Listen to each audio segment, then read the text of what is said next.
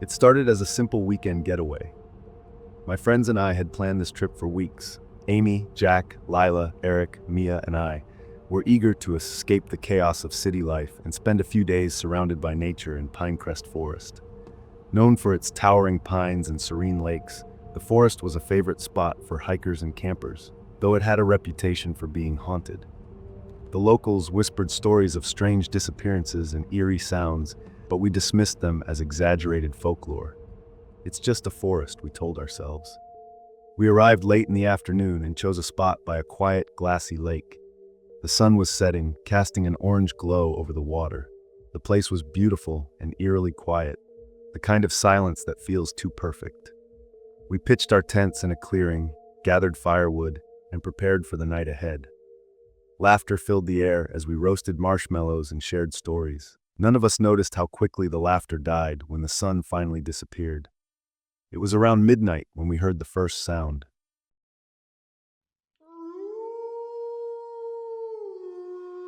A howl. It wasn't the kind of howl you'd expect from a wolf or coyote. It was deeper, distorted, and utterly unnatural. We froze, exchanging uneasy glances.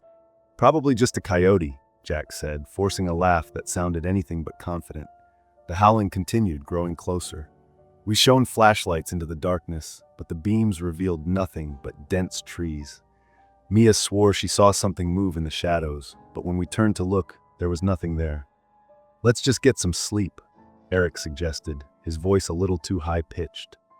Reluctantly, we retreated to our tents. That night, as I lay in my sleeping bag, I could swear I heard whispers outside. Soft, unintelligible murmurs that seemed to blend with the rustling of the trees. I told myself it was just the wind, but deep down, I knew better. The next morning, Amy seemed off. She was unusually quiet during breakfast, barely touching her food.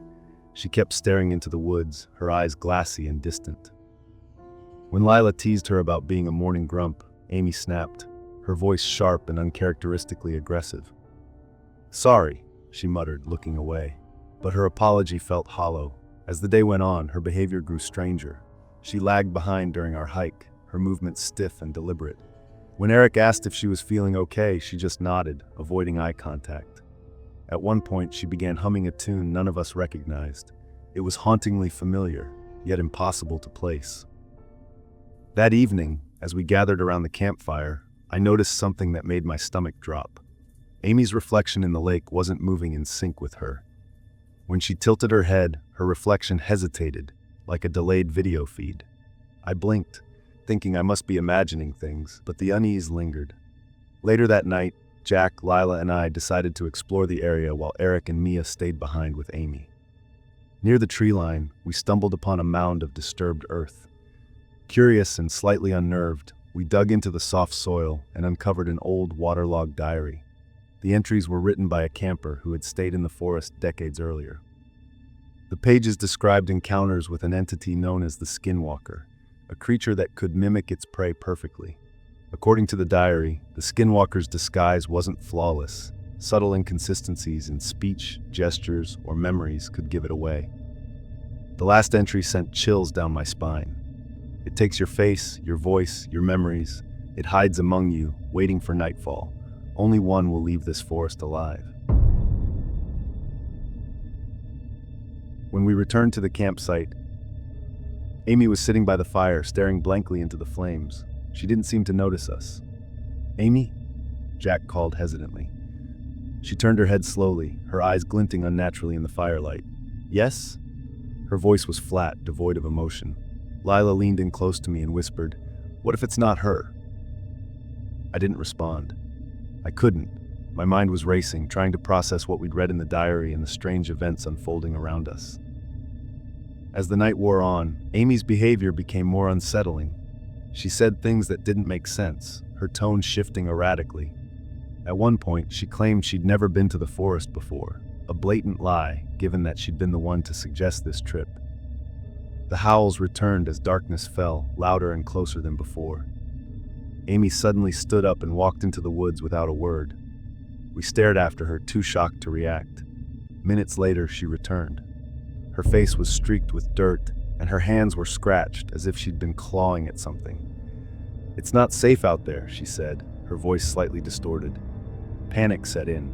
We retreated to one tent, clutching whatever we could find as weapons. The fabric of the tent rippled as if something brushed against it. Then came a voice from outside. "It's me, Amy. Let me in." The blood drained from my face. Amy was sitting right beside me. Chaos erupted. The tent was torn open, and a grotesque figure loomed over us, its features flickering between Amy's face and a monstrous wolf-like visage. It lunged, but Jack managed to stab it with a tent stake. The creature let out an ear-piercing scream before retreating into the woods.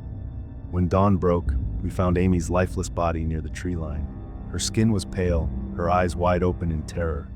The diary's warning echoed in my mind: only one will leave this forest alive. As we packed up to leave, I noticed something chilling. Jack's shadow was taller than it should have been, and its movements didn't quite match his own. We escaped the forest, but I'm not sure the real Jack ever did.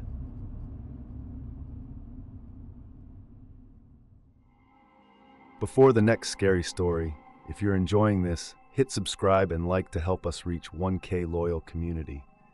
Got suggestions? Drop them in the comments. And don't forget to share the scares with friends and family.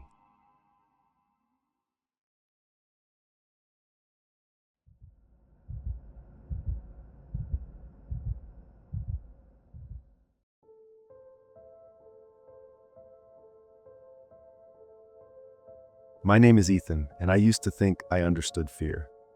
I thought fear was losing my job, facing loneliness after my divorce, or watching my plans for the future crumble into dust. But those fears were nothing compared to what I've experienced in the last month. After the divorce, I needed a reset. My wife, ex-wife, I should say, and I had been together for 8 years. We met in college, built a life together, and eventually grew apart. The pressure from my job as a software engineer didn't help. Late nights, impossible deadlines, and the constant stress made me irritable. I became distant, and she felt neglected. We tried therapy, but by then, it was too late. When she told me she wanted out, I was devastated, though I'd seen it coming. Needing time to heal, I decided to rent a remote cabin in the mountains. It was cheap, isolated, and perfect for focusing on myself. The cabin was perched on a steep cliff, surrounded by dense woods, with the nearest village about a 20-minute drive away. During the day, it was peaceful. The sunlight filtered through the tall pines, and the sound of the nearby stream was soothing. Most days, I followed the same routine. I woke up early, brewed a pot of coffee, and worked on a personal project, a coding app I'd been meaning to finish for years. Around noon, I'd hike to the stream or into the woods. In the evenings, I'd cook a simple meal, read, or watch old movies. The first week passed uneventfully. I started feeling calmer, almost hopeful. On my second trip to the village for supplies, I struck up a conversation with a shopkeeper, a wiry old man named Joe. He had a sharp, knowing look in his eyes, like he'd seen more than he let on. When I mentioned the cabin, his face darkened. "That's a lonely spot," he said. "Beautiful, sure, but folks around here know to stay away from those woods at night." "Why?" I asked, half smiling, expecting a tale about bears or coyotes. "Strange things happen up there," he said, lowering his voice. "People hear whispers, see things that don't belong. You keep your doors locked, you hear me?" I nodded politely, brushing it off as small-town superstition. But his words lingered in my mind as I drove back to the cabin. The first odd thing happened a few nights later. I woke up around 3 a.m. to the sound of whispers. At first I thought it was a dream, but as I sat up I realized the whispers were real. They were faint, almost carried by the wind, but they were distinct. Someone was saying my name, Ethan. It was a woman's voice, soft and familiar. My heart pounded as I recognized it. It sounded like my ex-wife. I threw on a jacket, grabbed my flashlight, and opened the door. The cold night air hit me as I shone the beam into the trees. "Hello?" I called out. There was no answer, only the rustling of leaves and the distant hoot of an owl. I told myself it was just my imagination, a trick of my tired mind. I locked the door and went back to bed, though I didn't sleep much. The sound seemed to come from all around, the walls, the floor, even the ceiling. My pulse quickened as I grabbed the flashlight and crept toward the noise. When I stepped outside, the cold air made me shiver. I scanned the perimeter, my breath visible in the beam of the flashlight. Then I saw them, claw marks gouged into the wood near my bedroom window. They were deep and jagged, unlike anything an animal could make. Panic welled up inside me, but I forced myself to stay calm. It had to be an animal. A bear, maybe. I added extra locks to the doors and windows the next day, but the feeling of unease didn't leave me. A week later, I was jolted awake by a cold dread that seemed to seep into my very bones. The room felt unnaturally still, the air heavy with a metallic scent that made my stomach churn. I blinked into the darkness, my eyes adjusting, and that's when I saw it. At the foot of my bed stood a figure. It was tall and impossibly thin, its joints bending at unnatural angles. Its face was obscured, but its eyes, glowing a sickly yellow, pierced through the shadows.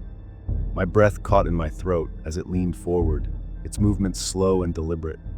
Then, in a voice that mimicked my own, it whispered, "Why did you let me in?" My heart thundered in my chest as I realized my bedroom door, which I had locked before going to bed, was now slightly ajar. The figure straightened, its movements jerky and inhuman, and stepped back into the hallway. I grabbed the fire poker from the fireplace and followed, my legs trembling. The hallway was dark, the only sound my ragged breathing. When I reached the living room, the front door was wide open, cold air pouring in. Muddy footprints led from the door to the center of the room and back out again. As I approached the door, the figure lunged from the shadows, its face now fully visible. It was a grotesque mockery of a human face, skin stretched too tightly over its skull, eyes too large, and a mouth that twisted into a grotesque grin. I swung the fire poker, striking it across the chest. It let out a scream, high-pitched and unearthly, before retreating into the woods. I didn't wait for dawn. I grabbed my car keys, threw on a coat, and drove down the mountain as fast as I could. In the rearview mirror, I saw it. The creature was running behind the car, its limbs bending in impossible ways. It kept pace with me for what felt like an eternity before disappearing into the shadows. At the village, I reported the incident to the sheriff. He listened quietly, his face grim. "You're not the first to see it," he said. "We call it the Whisperer. It preys on isolation and fear. You did the right thing leaving. Don't go back." Weeks later, I received a package at my new apartment in the city. Inside was a piece of wood with the same claw marks I'd seen on the cabin. There was also a note written in my handwriting that read, "You can't escape.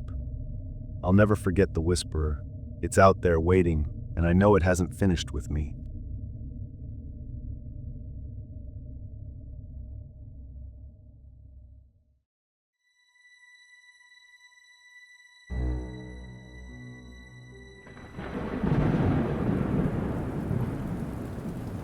I had been traveling between cities for work, catching late-night buses to save money on hotels. That night, I arrived at a small, nearly deserted bus station in a town I had never been to before. My next bus wasn't due for another 3 hours, so I had no choice but to wait. The station was old, dimly lit, and eerily quiet, except for the occasional sound of a vending machine humming or a distant car passing outside. A single ticket clerk sat behind a glass window, flipping through a magazine, barely acknowledging my presence. The only other person there was a middle-aged man sitting at the far end of the waiting area, his face hidden behind a hood, staring at nothing in particular. I chose a seat near the entrance, wanting to stay close to the exit in case I needed to step out for fresh air. The fluorescent lights above flickered occasionally. The digital clock on the wall read 11:15 p.m. I pulled out my phone to check for messages, but the signal was weak. I sighed, setting my bag beside me, trying to shake off the growing unease in my chest. Half an hour passed. The man in the hood hadn't moved an inch. The ticket clerk yawned, stood up, and walked to the back room, leaving the front counter unattended. I stared at the station doors, hoping to see more passengers arrive, but the streets outside remained empty. Something about the silence was unnatural, as if the whole town had shut down for the night. I checked the clock again, 11:47 p.m. Time seemed to be dragging. A sharp sound broke the silence. Footsteps, slow, deliberate, coming from the hallway leading to the restrooms. I turned my head, expecting to see the ticket clerk returning, but no one appeared. The sound continued, growing louder, but the hallway remained empty. My pulse quickened. Was someone there? I glanced at the hooded man. He still hadn't moved. My grip on my bag tightened as I forced myself to stay calm. Maybe it was just an echo. Then, a door creaked.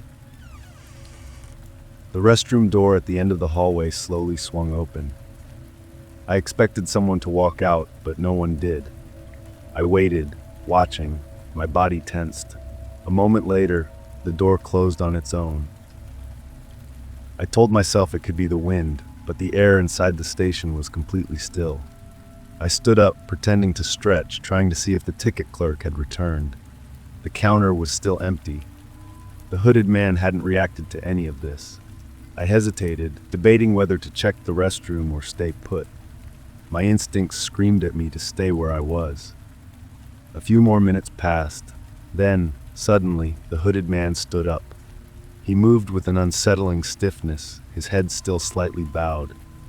Without looking at me, he walked toward the hallway, disappearing into the restroom.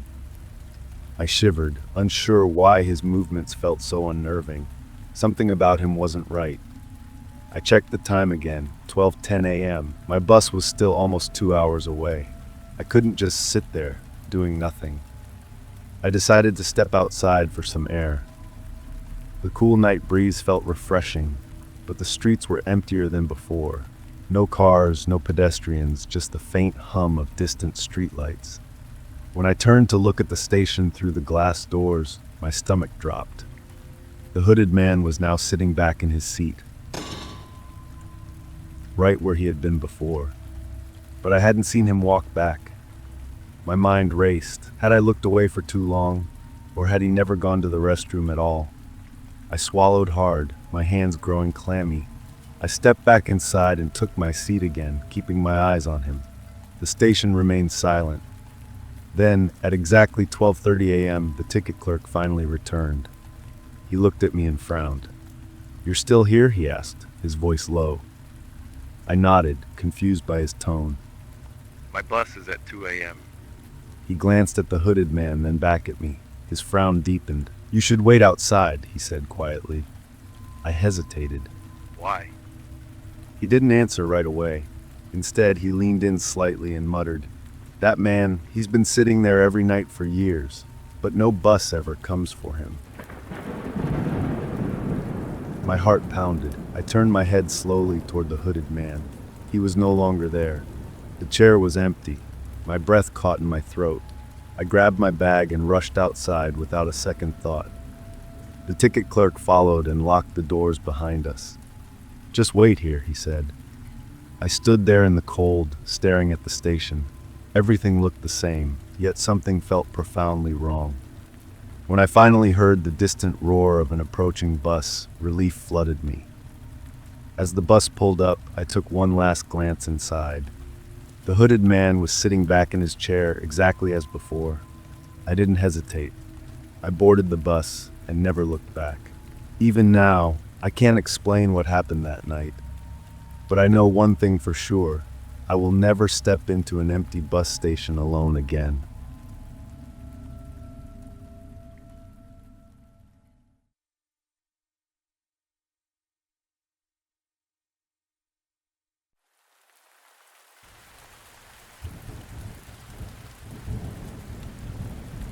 I served in the military for 23 years. After my retirement, I wanted something stable, something that kept me busy but away from danger. Poultry farming seemed like a good option, structured, manageable, and predictable. I bought a decent-sized farm on the village-type town and hired 2 workers to handle the daily tasks. It wasn't a gold mine, but it kept me occupied. One weekend, my wife and kids left to visit her parents in another city. With nothing to do at home, I decided to spend a few days at the farm, inspect operations firsthand, and perhaps fix some minor issues. Heavy rains were expected for the next 4 days, so I packed essentials, extra clothes, a flashlight, and an umbrella. On my way there, I called my workers to inform them of my arrival. Strangely, they didn't sound too thrilled. Their responses were brief, and there was an odd hesitation in their voices.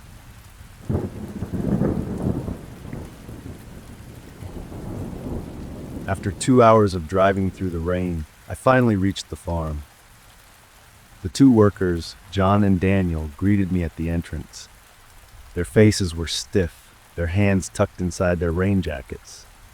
When I told them I planned to stay for 3 nights, they exchanged quick glances, and for a moment, I saw the color drain from their faces. It was as if they wanted to say something, but decided against it.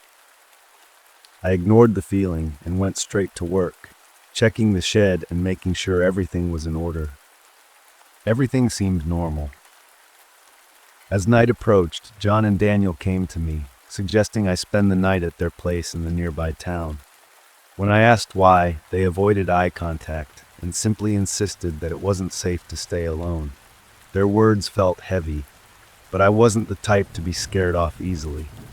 If there was an issue, I'd rather face it head on.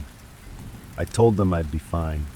They gave me one last uneasy look before leaving. I watched them disappear into the rain, heading in the right direction toward their homes. Alone on the farm, the rain poured steadily. I locked my small sleeping room and drifted off by enjoying the rain sound outside. About 50 minutes later, I was jolted awake by an unusual sound of chickens. Restless and agitated, their clucking growing into a frenzy. Thinking a stray dog or some other animal had broken in, I grabbed my flashlight and hurried to the shed. As I approached, I saw the metal lock on the shed door had been broken and the door was widely open. Not just forced open, but smashed with a single heavy blow. I stepped inside, my flashlight cutting through the darkness. The entire shed was empty. Every single chickens are normally there. I checked the broken lock carefully. There were no signs of tools used, just a brutal, precise strike. Something about it felt off. My instincts told me to leave, but I wasn't about to abandon my farm just like that. I locked my room from the inside and waited for morning.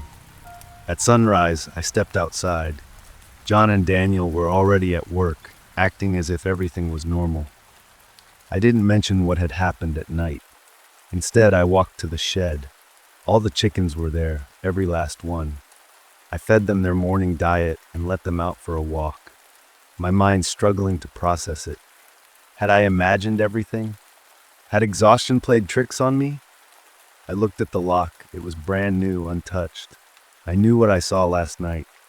But now, it was as if nothing had ever happened. That night, after the workers left again, I forced myself to stay awake. The rain pounded against the roof, turning the ground into thick mud. I tried to distract myself, scrolling through my phone, checking emails, but my thoughts kept drifting back to the shed and the unsettling events of the night before. Then, just past midnight, as I was standing near my room watching shed and watching rain, I noticed that the light inside the shed flickered. It turned on, then off. Someone was inside the shed. I rushed outside, ignoring the downpour, and moved towards the chicken shed. When I reached the shed, my hands trembled as I grabbed the door handle. I yanked it open. I saw the chickens were gone. This time, I turned back, sprinting toward my room to grab my phone and call the police. As I neared my door, my heart nearly stopped. Through the rain-smeared window, I saw a tall person sitting on my bed with broad-shouldered. I stumbled backward. My pulse pounded in my ears. Who was inside my room? My hand shook as I reached for my phone, but then I made the mistake of looking up again. The figure moved. Slowly, it turned its head toward me. Even through the window, I could feel it watching me. I didn't think. I didn't look back. I just sprinted to my car, fumbling with the keys. As the engine roared to life, I glanced at the farm through the rearview mirror. I saw shot. The figure was now outside, perched on the farm's stone wall, still watching. I drove through the rain, gripping the wheel tightly. When I reached my house, I quickly got out, unlocked the door, and stepped inside. Locking the door behind me, I let out a shaky breath. The house felt eerily quiet. I walked to the kitchen, grabbed a glass, and filled it with water. My hands were still trembling as I took a sip, trying to calm myself down. By the time the sun rose, I called John and Daniel. I told them everything. The chickens, the figure, the fact that someone was inside my room. Their response left me speechless. "The chickens are fine," John said, confused. "They're all here." I demanded a video call. When the screen lit up, I saw the shed full of chickens, clucking away like nothing had ever happened. I couldn't explain it. I had seen them disappear. For the next week, I barely slept. My appetite vanished. My mind kept replaying the scene. The empty shed, the figure in my room, the way it watched me. I couldn't stay at that farm anymore. A month later, I sold it. Whatever was going on there, I wanted no part of it. I never told the new owner about those nights, about the chickens that vanished and returned, about the silent figure watching me in the rain. Some things are better left unexplained.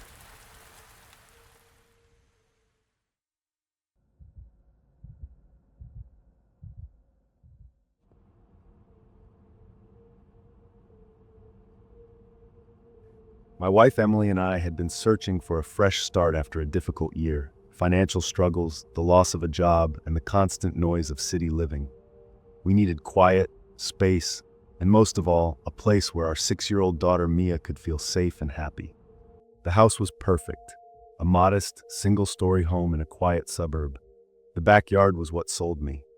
It was large, bordered by old oaks and a weathered wooden fence that offered just the right amount of privacy. Emily imagined summer dinners on the patio, and Mia couldn't stop talking about planting flowers in the garden. I saw peace, a place where we could finally breathe. But peace wasn't what we found. It started on the first night. As we unpacked boxes in the living room, Mia played by the sliding glass door that opened to the backyard. She was talking to herself, or so I thought. "Who are you?" she said suddenly, her small voice cutting through the sound of Emily opening boxes. I froze. Who are you talking to, sweetheart? She turned and pointed to the backyard. "The man by the tree." I walked to the glass door, heart thudding. The yard was empty, bathed in the fading glow of dusk. There's no one there, Mia. I said, trying to keep my voice light. Maybe you saw a shadow. She frowned but didn't argue. Emily smiled at me, mouthing, "Imagination," and I nodded, pretending to believe it. But I didn't sleep well that night. The next evening was quiet, almost unnervingly so. I was grilling burgers in the backyard while Emily set the table on the patio. Mia played near the garden with her toy train, her giggles occasionally breaking the stillness. That's when I saw him.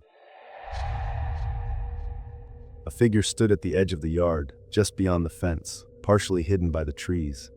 He wasn't moving, just standing there, watching. "Emily," I called, keeping my eyes on the figure. "Do we have a neighbor who likes to hang out by the fence?" Emily stepped outside, squinting in the direction I was pointing. "I don't see anyone," she said. I blinked, and he was gone. By the time dinner ended, I had convinced myself it was my imagination, or maybe a branch swaying in the breeze. But that night, I woke to the faint sound of footsteps outside.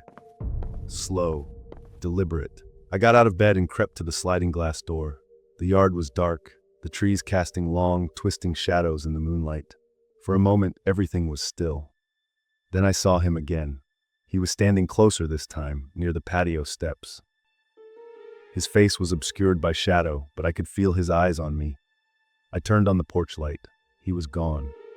The next day, I installed security cameras around the property. Emily teased me about being paranoid, but she didn't argue. That evening, as Mia played near the garden, she said something that made my stomach drop. "The man says hi." I crouched down beside her. "What man, Mia?" She pointed to the oak tree at the back of the yard. "The one standing there." I followed her gaze. Nothing. That night, I watched the security feed until my eyes burned. At exactly 3:12 a.m., the screen flickered. When the image cleared, the man was there, standing outside the kitchen window. I ran downstairs, flashlight in hand. but when I reached the door, the yard was empty. By the third night, I was unraveling.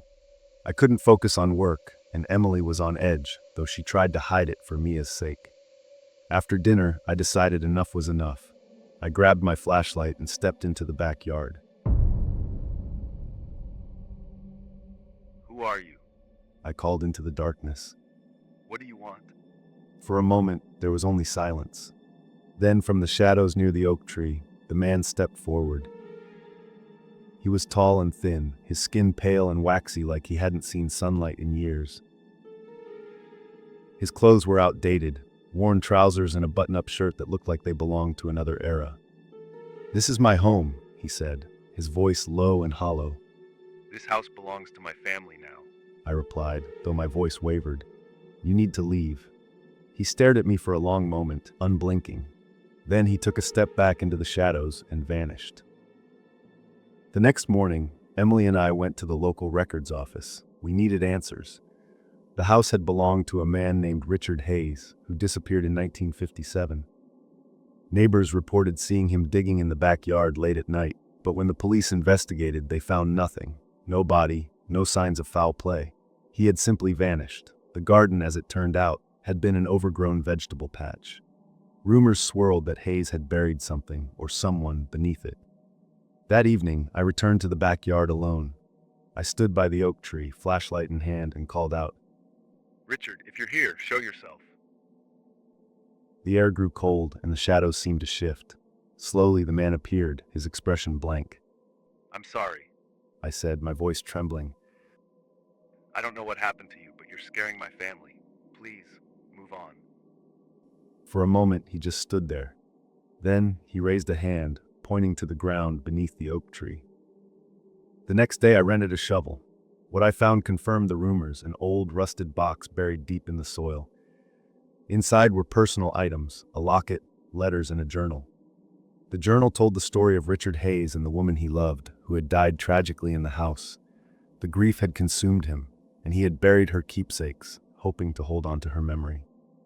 After I reburied the box and said a quiet prayer, the sightings stopped. The backyard felt lighter, as if a weight had been lifted. We still live in the house, but I never stay outside after dark. And sometimes, late at night, I swear I hear faint whispers near the garden, like a man and woman saying their final goodbyes.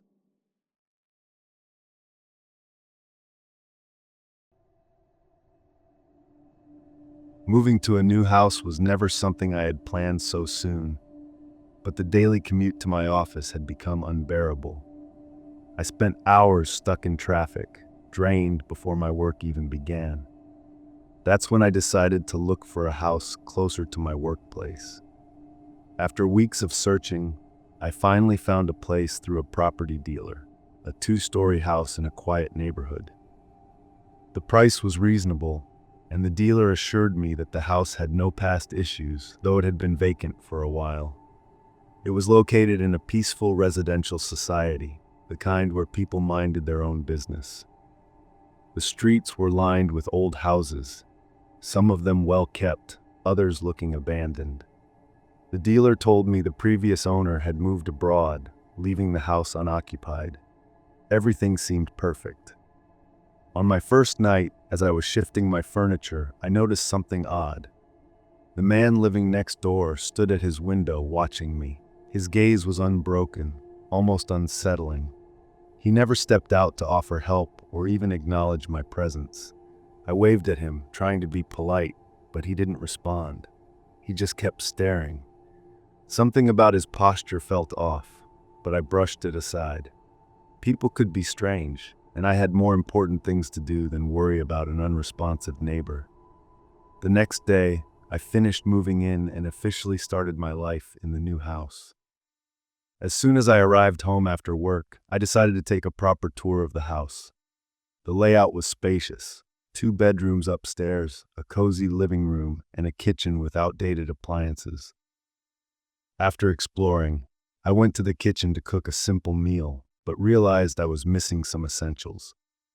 I locked all the doors, turned off every light, and headed out to the grocery store. Parked my car, grabbed some bread, eggs, and a few other things, then returned to my vehicle.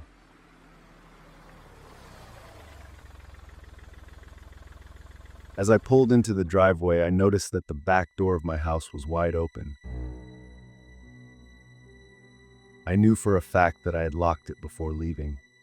I stood there for a moment, staring at the open door, my mind racing with possibilities. Had I been careless, or was someone inside? Summoning my courage, I stepped in cautiously. The kitchen light was on. That was strange because I was certain I had turned off every single light before leaving. But nothing seemed out of place. No drawers open, no signs of forced entry, nothing missing, just an unlocked door and a single light on. I told myself it was exhaustion, that maybe I had forgotten to lock it. But deep down, I didn't believe that. Feeling on edge, I decided to go straight to my bedroom and lock myself in. I thought about calling the police but hesitated. Nothing had actually been stolen or broken. I convinced myself it was just nerves from being in a new house alone. A hot shower seemed like the best way to relax. But as I entered the bathroom, I stopped dead in my tracks. The air was thick with steam, as if someone had just used it.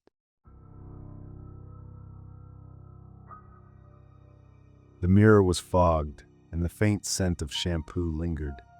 I hadn't taken a bath since morning. Someone had been in my house. Someone had been inside while I was gone. Panic set in. I grabbed my phone and rushed outside, dialing the police. When they arrived, they searched every inch of the house. No signs of forced entry, no footprints, no hiding spots. They asked me if I had left a window open, but I hadn't. With nothing to go on, they left, telling me to call again if anything else happened. The next morning, I decided to visit my neighbor.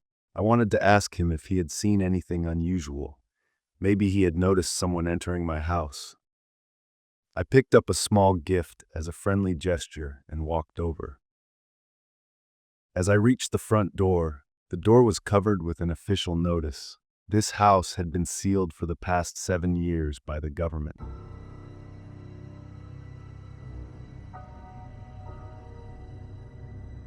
I took a step back, my mind struggling to make sense of it. That wasn't possible. I had seen a man inside this house just last night. He had been watching me.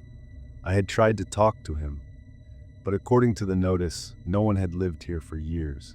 A sick realization settled over me. The man I had seen, he wasn't supposed to be there. And if he wasn't my neighbor, then who had been watching me from that window?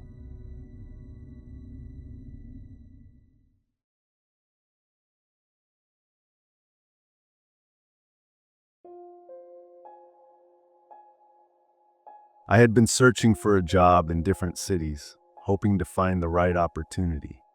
After weeks of effort, I finally secured an interview with a well-known company in this unfamiliar city.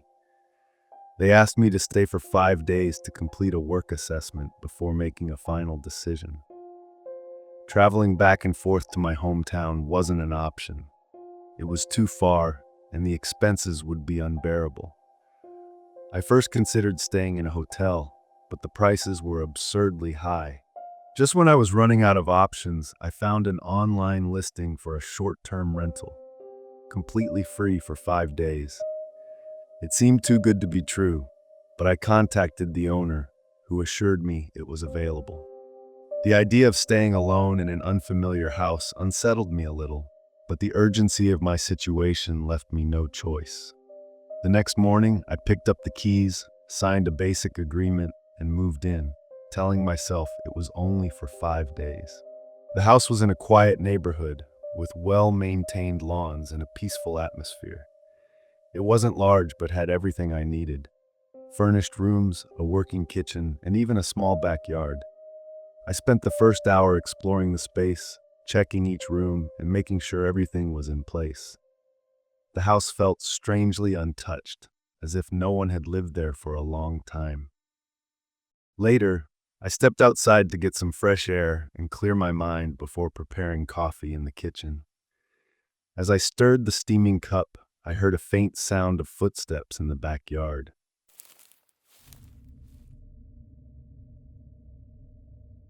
I turned off the stove and cautiously stepped outside to check, but the yard was empty.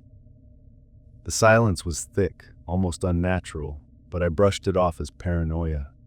It was a new place, and I was alone. My mind was probably playing tricks on me. I took my coffee and went to the backyard, hoping the morning air would help me relax. Just as I took my first sip, the doorbell rang.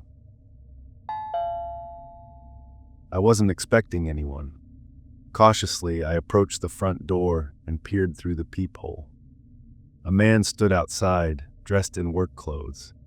He introduced himself as a plumber, claiming that the house owner had sent him to fix a leaking washroom tap. I hesitated for a moment. Why would a repairman come so early in the morning? More importantly, he had no tools with him. Despite my doubts, I let him in, reasoning that the owner might have forgotten to inform me. He led the way to the bathroom and began inspecting the tap. After a few minutes, he asked for a glass of water. I stepped into the kitchen to fetch it, but when I returned, the bathroom was empty. The man had vanished. I ran to the front door and looked outside just in time to see a black car pulling away from the driveway. Something wasn't right. The house was locked from the inside. How had he left so quickly? I checked every room, but nothing seemed out of place. Trying to shake off the unease, I locked all doors and windows before heading back to my bedroom, telling myself I was overthinking things. As night fell, I tried to focus on reading, but my mind kept drifting back to the strange incident. Around 11 p.m., I finally decided to sleep. Just as I began to drift off, the doorbell rang again. My breath caught in my throat. I checked my phone. No messages, no missed calls. Who would visit this late? Gathering my courage, I slowly approached the door and opened it. No one was there. I stepped outside, scanning the quiet street, not a soul in sight. Feeling uneasy, I locked the door and went back to my room, trying to calm myself. Just as I lay down, the doorbell rang again. This time I didn't rush to open it. I waited, straining my ears for any sound. The air in the house felt thick, making it hard to breathe. After a long silence, I decided to check one last time. When I opened the door, the street was empty. Not a single movement in sight. As I turned back to my bedroom, my stomach dropped. Large, muddy footprints covered my bed. My pulse raced as I ran toward the back door, only to find it wide open, swaying slightly in the wind.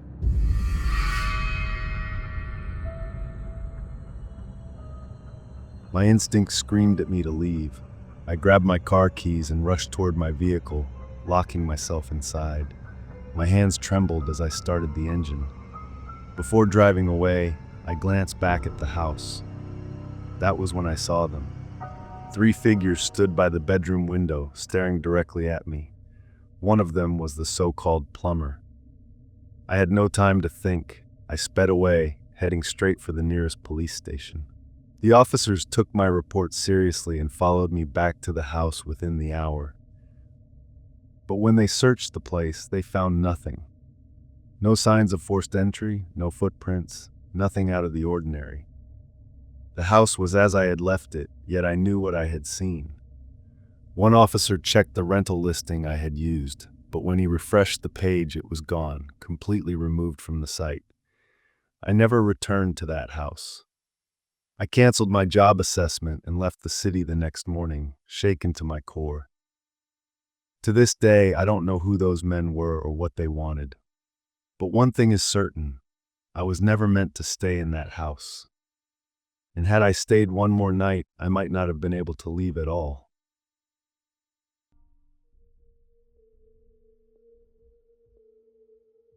My name is Aiden, and I live in a quiet suburban neighborhood with my parents.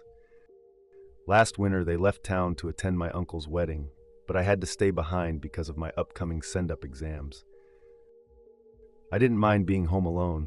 I was used to the silence, and it gave me time to focus on my studies. But that night, I experienced something I still can't explain, something that haunts me every time I close my eyes.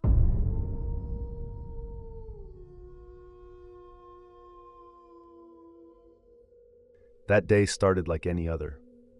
I woke up at 6 p.m. since my sleep schedule had flipped completely due to late-night studying.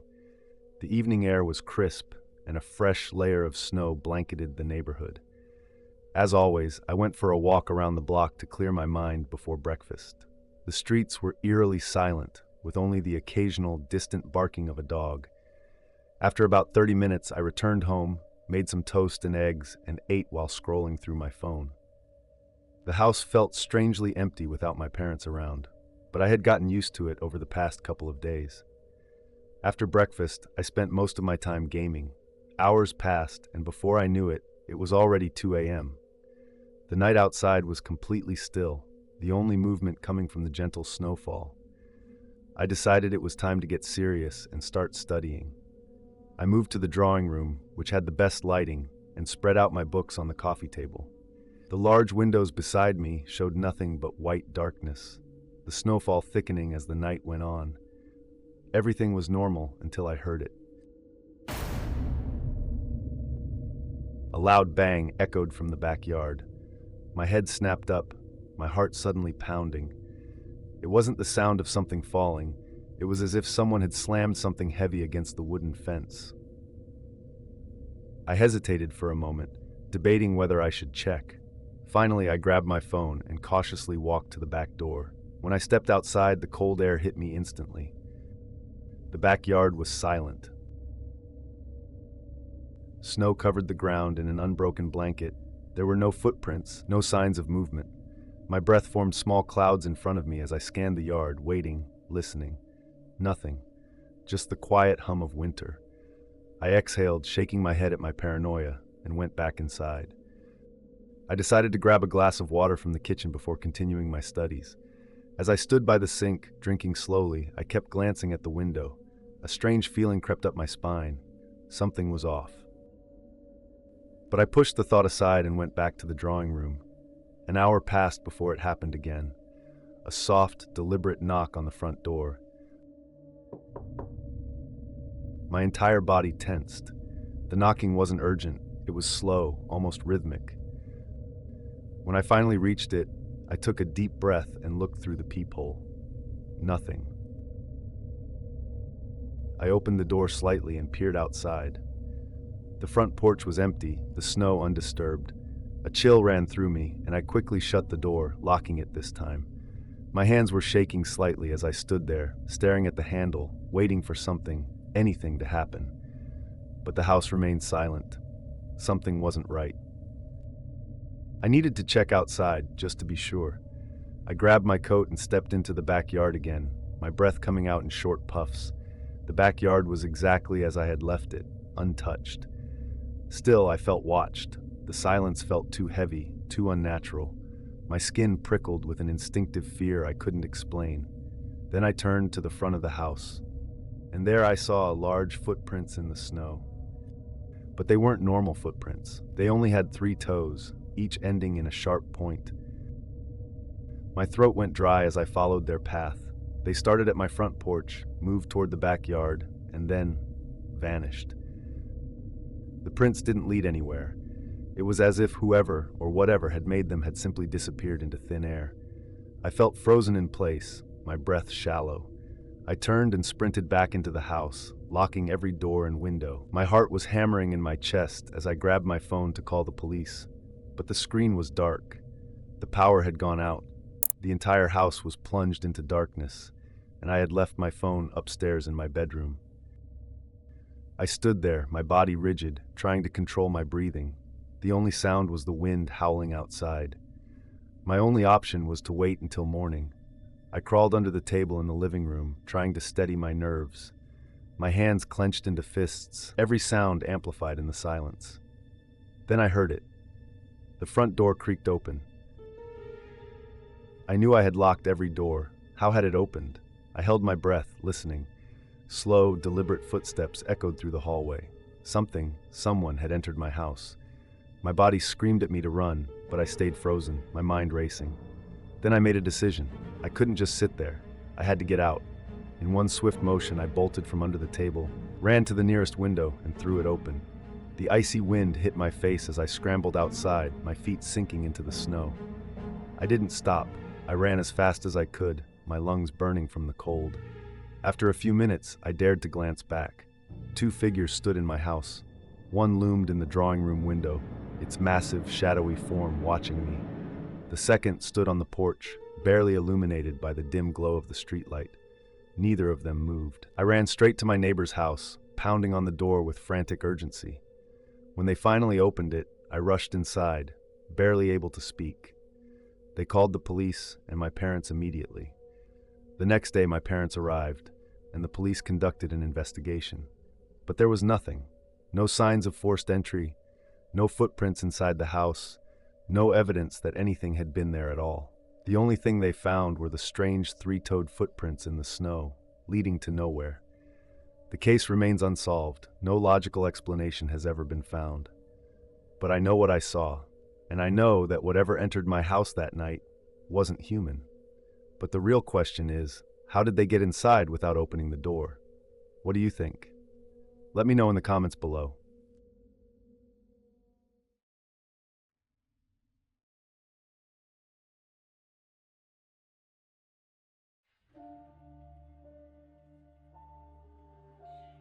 I never planned on living alone, but life doesn't always turn out the way we expect.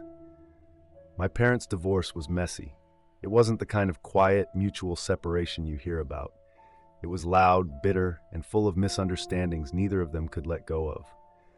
My mother believed my father had been hiding something from her, and my father, in return, accused her of never trusting him. I was just caught in the middle. When the fighting became unbearable, my father left.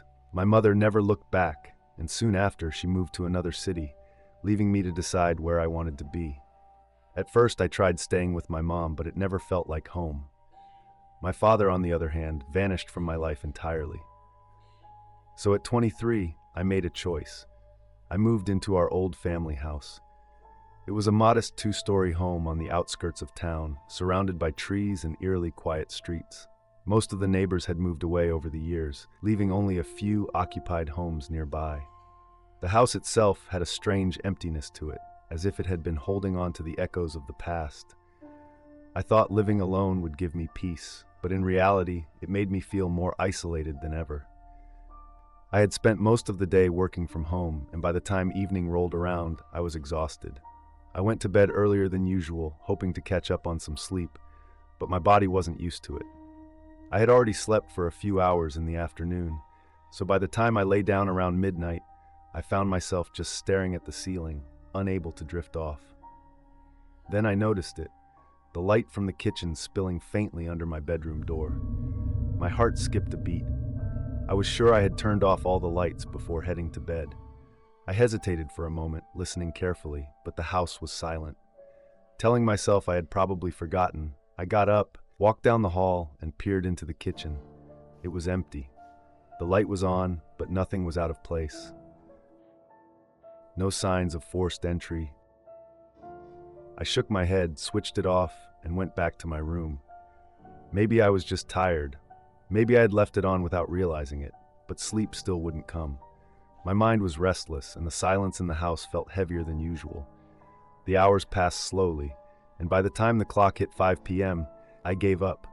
I had been awake all night, and my stomach was starting to remind me that I hadn't eaten much all day. I decided to order a pizza and kill some time watching my favorite TV show. An hour later, there was a knock at the door. The delivery guy handed me the box. I paid him, and he left with a quick nod. Nothing unusual. I took the pizza to the living room, sat down, and flipped on the TV. Just as I was about to take my first bite, I felt it. A presence. It was a strange sensation, like someone was watching me. My eyes instinctively darted to the window, and that's when I saw him. An old man stood outside, staring at me through the glass.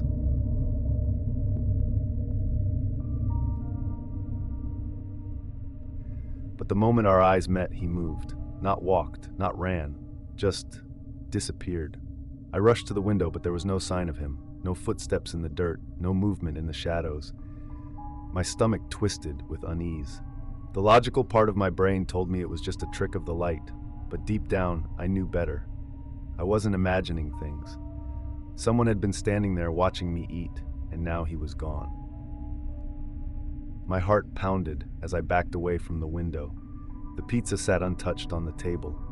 I grabbed my phone and dialed the police, trying to steady my breathing. When the officers arrived, they did a full sweep of the property but found nothing. No signs of forced entry, no strangers lurking around. They assured me it was probably just a homeless man passing through and advised me to keep my doors locked. That was supposed to be the end of it, but it wasn't. 2 days later, I stayed late at work, trying to distract myself from the uneasy feeling that had settled in my chest. It was already dark by the time I started driving home. My phone rang just as I turned onto my street. It was my best friend, Mark. "Dude, why aren't you opening the door?" I frowned. "What?" "I've been knocking for like 5 minutes," he said, sounding confused. "I saw you go inside. What's up?" My grip on the steering wheel tightened. Mark, I'm not home. Silence. Then, in a shaky voice, he said, "I just saw you. You were standing in the garden. The second I got closer, you turned and went inside." My blood turned ice cold. I hit the gas and sped home, my hands shaking. When I pulled into the driveway, Mark was standing there, his face pale as a ghost. He looked at me, then back at the house. "You were just inside," he whispered. "I swear to God I saw you." We exchanged nervous glances before stepping toward the front door. Something about the house felt wrong.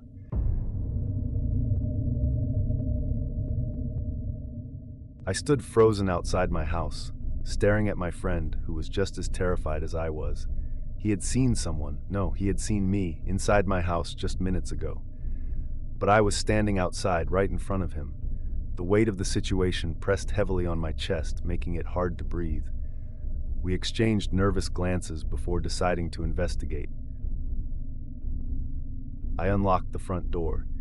The air inside was thick and heavy, as if the house itself had been holding its breath. We cautiously stepped inside, my friend gripping my shoulder for reassurance. The house was eerily silent, the kind of silence that made my ears ring. We checked every room, but everything seemed normal. Just as we were about to dismiss it as paranoia, a noise came from the basement, a soft, shuffling sound, like someone moving in the dark. I swallowed hard and glanced at my friend. "Did you hear that?" He nodded, his face pale. "Yeah, we should check it out." We moved toward the basement door, each step feeling heavier than the last. The wooden stairs creaked under our weight as we descended into the dimly lit basement. The musty air smelled of old wood and damp concrete. I flicked the light switch, but nothing happened. The bulb had burned out. "Use your phone light," my friend whispered. I turned on my flashlight, the beam cutting through the darkness. The basement looked undisturbed, with dusty boxes and old furniture lining the walls. But then as I swept the light across the far side of the room, my stomach dropped. 2 shadowy figures stood by the basement window, completely still. Their features were obscured, but I could feel them watching us. My friend let out a sharp breath, taking a step back. "Who are you?" I called out, my voice shaking. They didn't respond. They didn't move. They just stood there, staring. Then, without warning, the basement door slammed shut behind us. The sound echoed through the room, making my blood run cold. My friend rushed to the door, yanking at the handle, but it wouldn't budge. "We're locked in," he shouted. Panic surged through me. We turned back toward the figures, but they were gone. The basement was empty. My hands trembled as I pulled out my phone to call the police. No signal. My friend tried his phone. Same thing. We were trapped, cut off from the outside world. Suddenly, we heard something move behind the boxes. A deep, guttural breathing. My flashlight flickered, and I felt a cold presence near me. My friend grabbed my arm. "We need to get out of here. Now." We looked around desperately. The only way out was the small basement window. I climbed onto an old table and struggled to push the window open. It was rusted shut. My friend joined me, both of us using all our strength until it finally gave way. "You go first," I said, boosting him up. He squeezed through and landed outside. I scrambled after him, just as something in the darkness lunged toward me. I felt cold fingers brush against my ankle as I tumbled out, crashing onto the ground beside my friend. We bolted from the house, not daring to look back. Once we were a safe distance away, we called the police again. This time, the call went through. When the police arrived, they searched the house but found nothing. No signs of forced entry. No strange figures. Nothing. But we knew what we had seen. We knew we weren't alone in that house. I never stepped foot in that house again. The next day, I packed my things and left, breaking my lease without a second thought. I didn't care about the money. I just wanted to be as far away from that place as possible. To this day, I still don't know who or what was in that house with me. But sometimes, late at night, I wake up with the feeling that someone is watching me, standing just outside my window, waiting for me to notice them.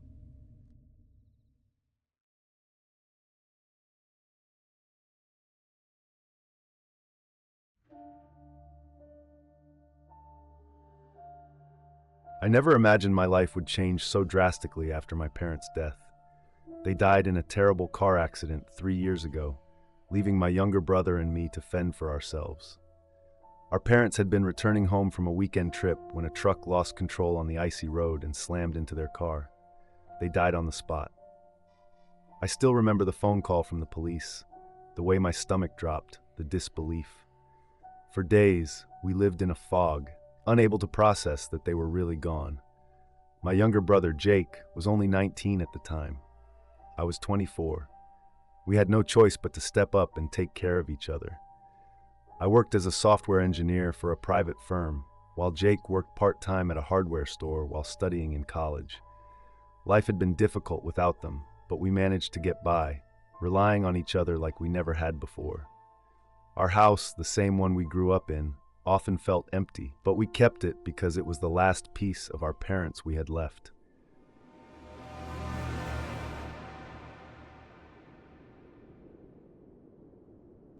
It was a cold winter night when everything changed. Snow had been falling heavily since the afternoon, covering the streets and rooftops in a thick white layer. I had spent the entire day at the office, drowning in work, while Jake had been running errands.